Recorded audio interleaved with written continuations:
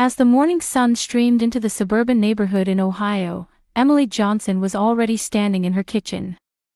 Her hands moved with practiced ease, frying bacon and scrambling eggs while enjoying the aromatic steam rising from the coffee maker. Through the window, she could see an elderly couple watering their lawn next door, and another peaceful suburban morning was about to begin.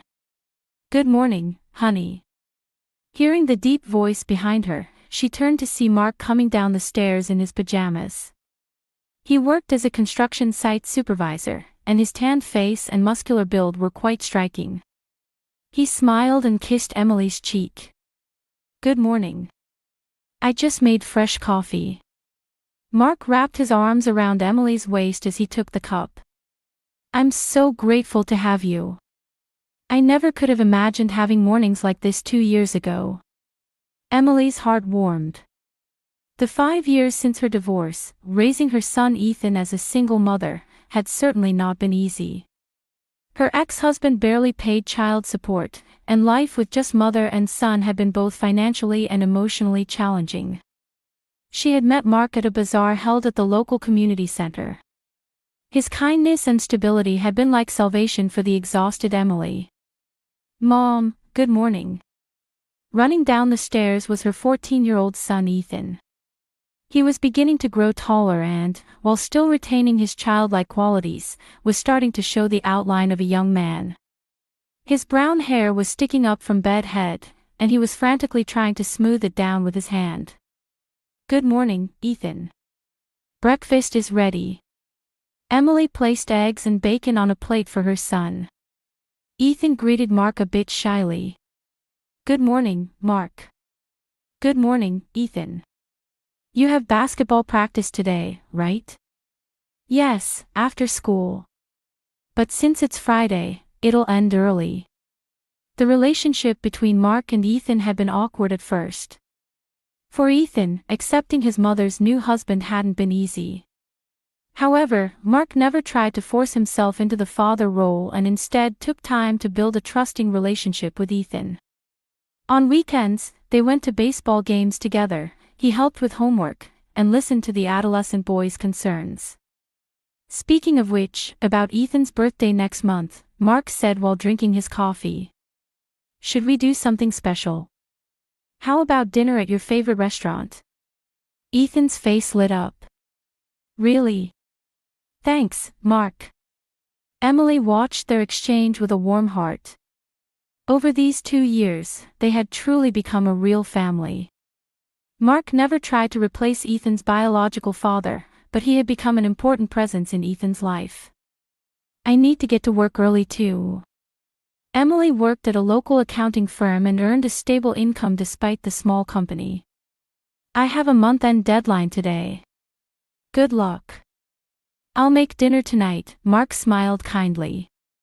"Ethan, be careful coming home after club activities." After finishing breakfast, Ethan shouldered his backpack and said, "Well, I'm off. Have a good day. Be careful." Emily saw her son off at the front door. Ethan walked toward school with his friends. Watching his retreating figure, Emily took a deep breath. It was an ordinary but happy morning. Mark also left for work, and Emily finished tidying up the house alone. This residential area was safe, and the neighbors were kind. This house that Mark had chosen had truly become a place of refuge for Emily and Ethan. As she locked the front door, Emily had no doubt that another peaceful day was beginning. With the morning sunlight warming her cheeks and the sound of birds chirping, she got into her car. The Heartland accounting office, where Emily worked, was located on the second floor of a small building on Main Street. From the windows, she could look down at the town center and clearly see the people coming and going. At 9 o'clock in the morning, she sat at her usual desk and turned on her computer. "Good morning, Emily." The voice came from the neighboring desk. It was her colleague Sarah Mitchell. She was a veteran who had worked at this office for over 20 years and was a good confidant for Emily. "Good morning, Sarah. Looks like another busy day." Emily answered while starting on month-end bookkeeping. As someone who handled accounts for local small shops and individual business owners, month-end was her busiest time. By the way, how are Mark and Ethan doing? Sarah smiled warmly. Everyone's doing well, thank goodness. Mark is really a good man and takes good care of Ethan too. I was worried at first, but now we're like a real family. Happiness permeated Emily's voice. Sarah, who knew about the struggles after Emily's divorce, was genuinely happy for her friend's happiness. That's wonderful. I hear that marriage with children can be challenging, but you all seem to be doing well. How's Mark's work? I hear the construction industry has been doing well lately. Yes, he seems busy. He mentioned that several new housing construction projects have been decided. But he doesn't talk much about the details. When he comes home from work, he focuses on family, which is enough for me. Indeed, Mark didn't bring work talk home much. Emily took this as thoughtfulness.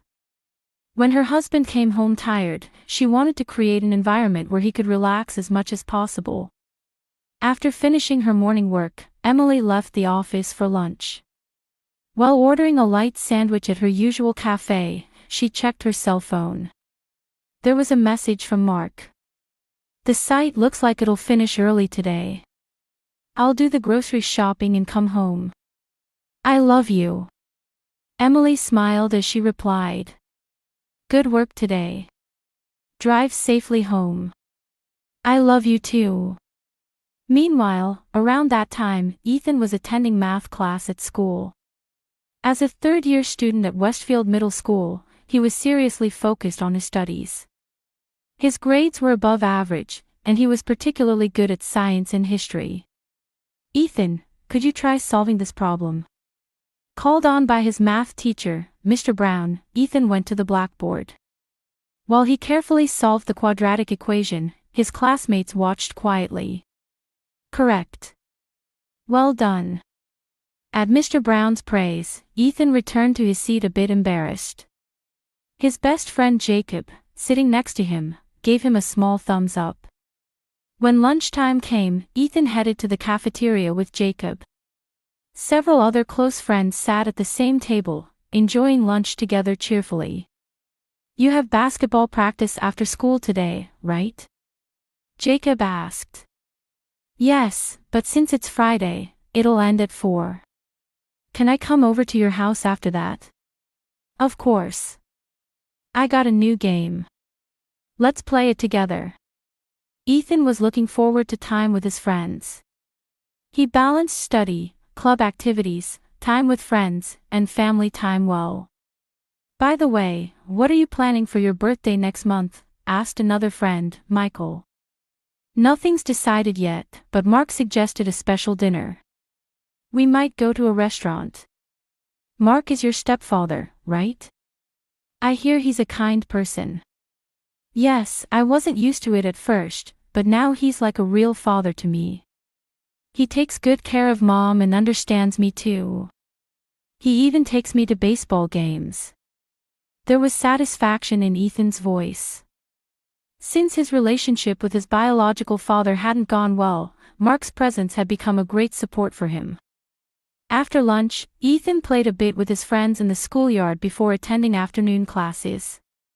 In English class, they were learning about Shakespeare's Romeo and Juliet. One of the themes of this work is the complexity of family bonds and love.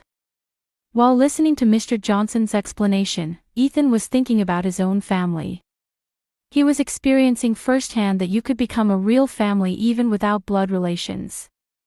At 3 o'clock in the afternoon, when the last class ended, Ethan hurried to his locker. While changing into his basketball practice clothes and heading to the gymnasium, his cell phone rang. It was a message from Emily. Good luck with practice. We're planning dinner around 7. Mark will do the shopping and come home. Got it. Thanks, Mom. After replying, Ethan hurried to the gymnasium. Basketball practice was tough, but he enjoyed sports. The teamwork with his teammates and the exhilaration when shots went in helped him forget the stress of studying. Nice shot, Ethan. Coach Harris called out to him. Ethan concentrated on practice while wiping away sweat. Around the same time, Mark was doing final inspection work at the construction site. The foundation work for the new housing was progressing smoothly and looked like it would be completed ahead of schedule. Good work today, Mr. Mark. The workers greeted him as they headed home. Mark finished the safety inspection of the site and put away the tools. Tomorrow is Saturday, so I'll spend time relaxing with the family. While getting in his car, Mark thought about Emily and Ethan. Over these 2 years, he felt they had become a real family. Especially his relationship with Ethan, though he had thought it would be difficult at first, now he cared for him like his own son. Stopping by the supermarket, Mark put dinner ingredients in his shopping cart while considering his family's preferences. Emily's favorite salmon, Ethan's favorite broccoli, and dessert that the whole family could enjoy together.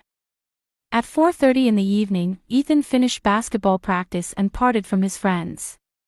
He had promised to stop by Jacob's house, but for some reason, he felt a small anxiety in his chest. He didn't know why, but the feeling of wanting to go home early was growing stronger. Jacob, sorry. I think I'll go home today after all. Huh? Why? Are you feeling sick? No, I'm fine. I just feel like being at home somehow. While Ethan was getting his things from his locker, his cell phone vibrated slightly. It was a message notification. The sender was an unknown number. Ethan frowned and tapped the screen. Your mom is in danger. Go home right now. Don't trust Mark. This is not a joke. Ethan's hands trembled. Was this a prank message? But something was sending warnings to his intuition. His heart began beating violently, and the vague anxiety he had felt since being in the classroom had now turned to fear. A second message arrived immediately. Mark is drowning in debt. He's trying to kill you both for the insurance money. Tonight is dangerous. Hurry. The blood drained from Ethan's face. If this was true, Mom was in danger. But what if it was a lie? Mark was supposed to be a kind stepfather who loved their family. The third message had a photo attached. It was a photo of Mark talking with an unknown man, and bundles of cash could be seen in the man's hands. There was a short message below the photo. Meeting with debt collector. Taken yesterday. There's no time. Ethan's whole body began to tremble. If this photo was real, then Mark had been hiding things from the family. And if this message was true, Mom's life was in danger. He hurried to the nurse's office. While running down the hallway, he tried to organize the situation in his head. But the more he thought about it, the more he remembered suspicious aspects of Mark's recent behavior. His voice talking on the phone late at night, the way he quickly put away documents as if hiding them, the tense expressions he sometimes showed. Nurse, I don't feel well. To the school nurse, Mrs. Wilson, Ethan said in a trembling voice. Where does it hurt? Do you have a fever? My stomach hurts, and I feel dizzy. I want to go home and rest. Mrs. Wilson worriedly placed her hand on Ethan's forehead. You don't seem to have a fever, but you do look pale. Should I contact your mother? It's okay. Home is close, so I can walk. Ethan desperately tried to appear calm. If Emily was contacted and Mark came to pick him up, that would be the worst-case scenario. Well then, but be careful going home. If you're still not feeling well on Monday, tell your mother to take you to the doctor. After receiving the early dismissal permit, Ethan began running at full speed as soon as he left school. The route that usually took 15 minutes, he covered desperately. He checked his cell phone several times along the way, but there were no new messages. When he entered the residential area, Ethan stopped for a moment. If this was all a mistake, how could he explain it to Mom? But if Mom was really in danger, every minute and second was precious. When he could see the house, he noticed that Mark's car was in the driveway. Normally, Mark wouldn't be home at this time. Ethan's heart began beating even more violently. The message might have been true. When he put his hand on the front door, he could hear voices from inside the house. It was Mark's voice. But unlike his usual gentle voice, it was tense, almost like he was angry. "I understand. I'll do it tonight. If I make it look like an accident, there won't be any problems." Ethan held his breath and listened carefully. "Once the insurance money comes in, I can pay everything back. Just a few more hours to endure." It seemed to be a phone conversation. Ethan's knees began to shake. The message had been true. Mark really was trying to kill Mom. Quietly opening the door, Ethan slipped into the house. Mark seemed to be on the phone in his study, and Emily was nowhere to be seen. He heard Mom's voice near the stairs. She seemed to be upstairs. Ethan forgot to even take off his shoes and ran up the stairs. When he found Emily making the bed in the bedroom, relief and fear washed over him simultaneously. "Ethan, why are you home so early?" Emily turned around in surprise. She noticed that her son's face was pale. "Mom, we have to run away right now." Ethan's voice was trembling. "What's wrong? Why did you come home?" Emily tried to approach her son, but Ethan grabbed her hand. "Please, I'll explain the reason later. Let's run away right now." In the depths of Ethan's eyes was a fear that Emily had never seen before. Her maternal instinct sent out a warning. Her son wasn't lying. Something truly terrible was happening. "Ethan, calm down. What happened?" Mark is trying to kill you, Mom." At Ethan's words, Emily gasped. "That can't be. It's true. I got messages. Mark has debts, and he's trying to kill you for the insurance money. Tonight, he's going to make it look like an accident." Emily's head was spinning. She couldn't believe that her beloved husband was trying to kill her. But her son's expression was completely serious. Just then, they heard Mark's footsteps from downstairs. "Emily. Did Ethan come home?" Ethan and Emily looked at each other. "Mom, please. Trust me." Emily squeezed her son's hand back. Rationally, she couldn't believe it, but her maternal instinct was screaming at her to trust her son. "All right. But how do we? Let's go out the back door. Where are the car keys?" Emily grabbed the keys from the vanity. Ethan checked outside from the window. Mark's car was blocking the exit, but from the backyard, they might be able to reach the car by going through the neighbor's parking lot. "Emily. Where are you?" Mark's voice echoed up the stairs. His footsteps were getting closer. Ethan pulled his mother's hand and left the bedroom. If they used the stairs at the end of the hallway, they could get to the back door of the kitchen. The two moved through the hallway, holding their breath. "Emily." Mark's voice came from the master bedroom. They could tell he had entered the room. Mother and son hurried down the back stairs. When they put their hands on the kitchen's back door, they heard Mark's footsteps from the main staircase.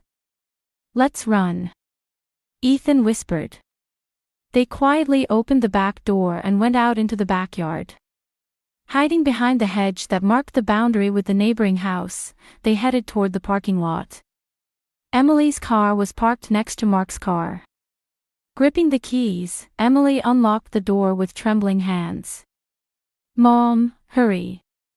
The moment they got into the car, Mark came out of the front door of the house. He looked around and turned when he noticed the sound of the car. They could see Mark running toward them. Emily started the engine and quickly put it in reverse.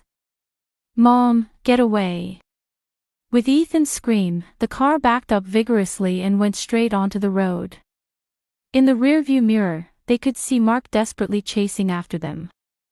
Emily turned the steering wheel and moved the car forward. Mark's figure was getting smaller and smaller. Mother and son breathed a sigh of relief for the first time. "Ethan, we're safe now." However, Ethan was looking behind them. "Mom," Mark got in his car. "He's chasing us." Emily checked the rearview mirror. "Where should we go?" "The police." "Let's go to the police station." Emily's car was racing through the streets at dusk. In the rearview mirror, Mark's truck was relentlessly pursuing them. Ethan in the passenger seat was clutching his cell phone with trembling hands while beginning to explain to his mother. "Mom, listen. I got mysterious messages at school. At first I thought it was a malicious prank, but photos were sent too. Photos of Mark talking with debt collectors." Emily gripped the steering wheel in disbelief. "But for Mark to do something like that. He said he loved us." I didn't want to believe it either. But when I got home, I heard Mark talking on the phone about doing it tonight, making it look like an accident to get insurance money. Ethan's voice was shaking with tears. The reality that his trusted stepfather was actually trying to kill his mother was too heavy a truth for a 14-year-old boy. So from the beginning, his purpose was money. Deep sadness was contained in Emily's voice. "Mark is the beneficiary of our life insurance. If something happened to us, he would get several $1,000,000. Mark's truck was getting even closer from behind. Emily stepped on the accelerator. "Mom, call the police." Ethan dialed 911, but it wasn't connecting easily. On Friday evening, the lines were congested. Just then, Mark's truck came alongside them. Emily shrank back in fear. The truck's window rolled down, and they could see Mark shouting, "Emily! Stop! Let's talk." However, his expression had a coldness they had never seen before. The mask of the gentle husband had completely fallen away. "Don't stop, Mom," Ethan said desperately. Finally, he got through to the 911 operator. 911, is this an emergency? Help us. My stepfather is trying to kill us. He's chasing us in a car right now. Please stay calm. What is your current location? Ethan checked the surrounding scenery. We're driving toward the police station on Main Street. We are Emily and Ethan Johnson. Understood. We're sending patrol cars. Please evacuate to a safe place. At that moment, Mark's truck rammed into Emily's car. The car shook violently, and Emily desperately tried to regain control of the steering wheel. "Mom, are you okay?" "Somehow. But he's serious." Emily tried to stay calm, but her heart was beating violently. The man she had lived with for 2 years and believed loved her was now targeting their lives. That reality was too cruel. Who was the person who sent the messages? Emily asked. "I don't know. But if that person hadn't been there, Mom would now be." Ethan couldn't continue his words. Mark rammed them again. This time it was a stronger impact. Emily's car was pushed to the roadside and made contact with the guardrail. The sound of scraping metal echoed. "Mom, look ahead." The police station building could be seen ahead. Emily summoned her last strength and stepped on the accelerator. She slid the car into the police station parking lot and immediately turned off the engine. "Run!" Mother and son jumped out of the car and ran toward the entrance of the police station. Behind them, they could hear the sound of Mark's truck hitting the brakes hard. When they rushed into the police station, the officer at the reception desk stood up in surprise. "Help us. My husband is trying to kill us." At Emily's scream, several officers gathered around. Just then, the entrance door burst open. Mark came in, out of breath. "Emily, why are you running away? Let's talk." Mark was still trying to keep up the act. However, in his eyes was the madness of a cornered animal. "Is this man threatening you?" Experienced Detective Rodriguez stepped forward. "Yes," Emily answered in a trembling voice. "He's my husband." "No, he'll be my ex-husband. My son received warning messages, and we found out that he was trying to kill us for insurance money." Mark's complexion changed. "What are you saying, Emily? You're tired. Let's go home and rest." "Stop lying in front of the police, Mark."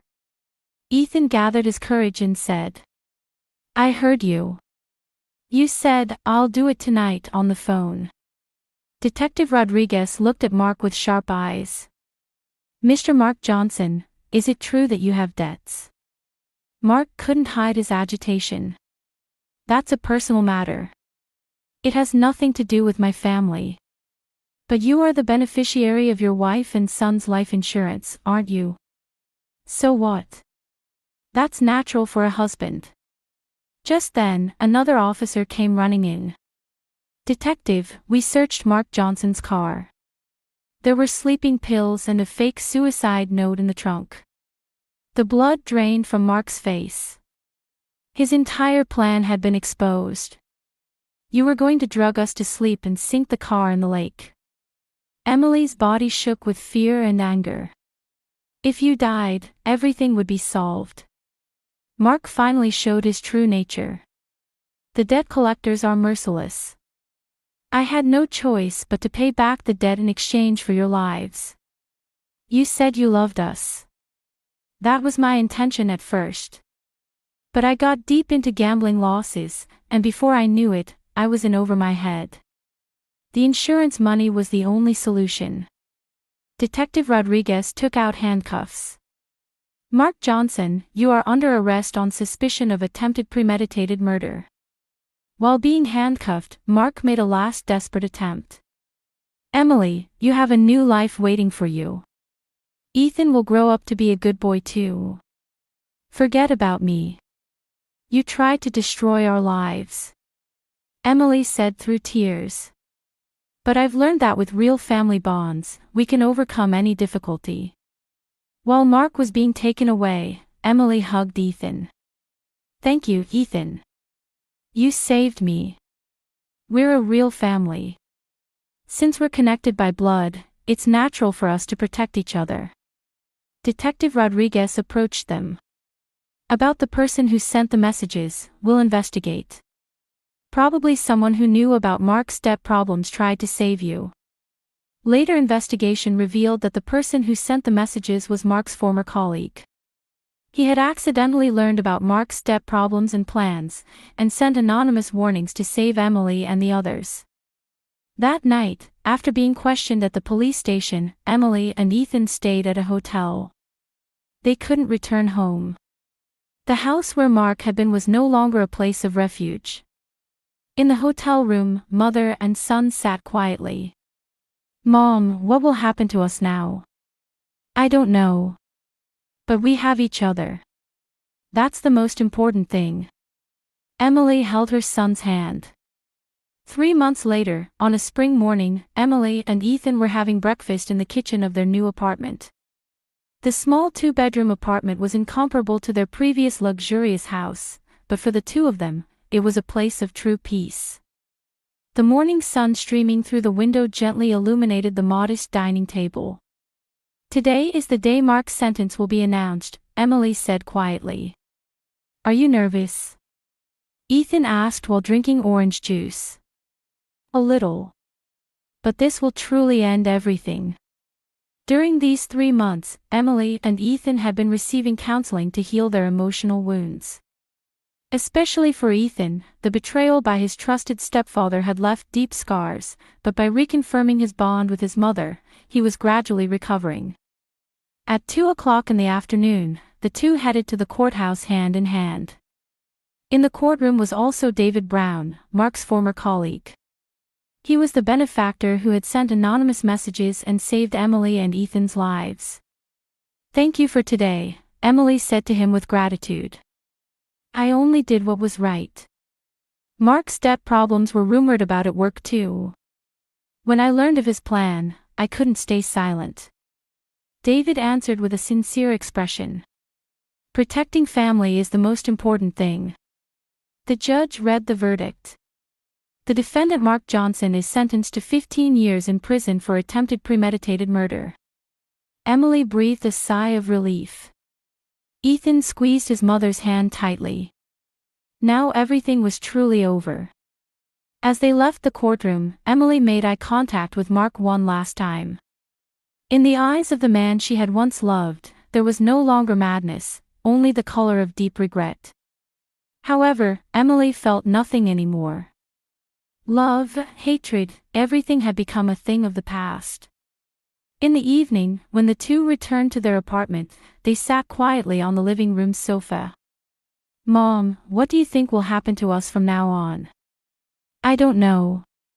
But I'm not afraid. Because we have real family bonds." Emily looked at her son. Over these 3 months, Ethan had grown significantly.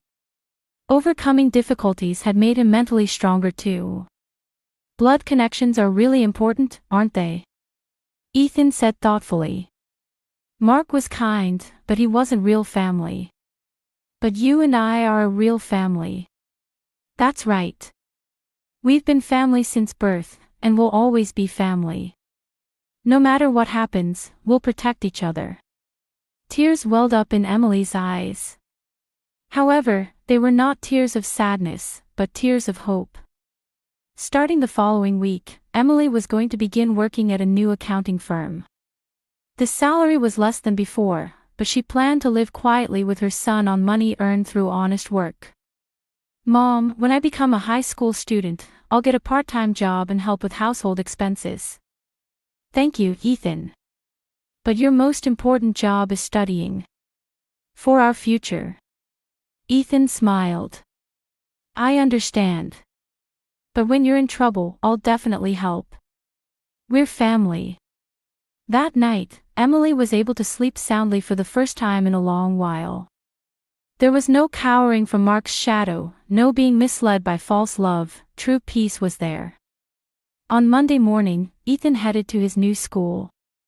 Transferring schools had been difficult, but he was positively adapting to his new environment. He had made friends and joined the basketball team. Emily watched her son off and thought, a real family isn't about blood relations or legal relationships, but about the heart connections of loving and protecting each other unconditionally. Having experienced false family life with Mark, she could recognize anew the preciousness of the true bond with her son. At dusk, Emily and Ethan were walking hand in hand through their neighborhood. The sunset visible from their small apartment was just as beautiful as the one they had seen from their previous mansion. "Mom, our new life is going to be wonderful." "Yes, it certainly will be. We have love." Mother and son continued walking toward the sunset. The wounds of the past hadn't completely healed, but hope for the future was certainly there. As a real family, the bond between Emily and Ethan, who had begun walking their new life, would never be defeated by any difficulty.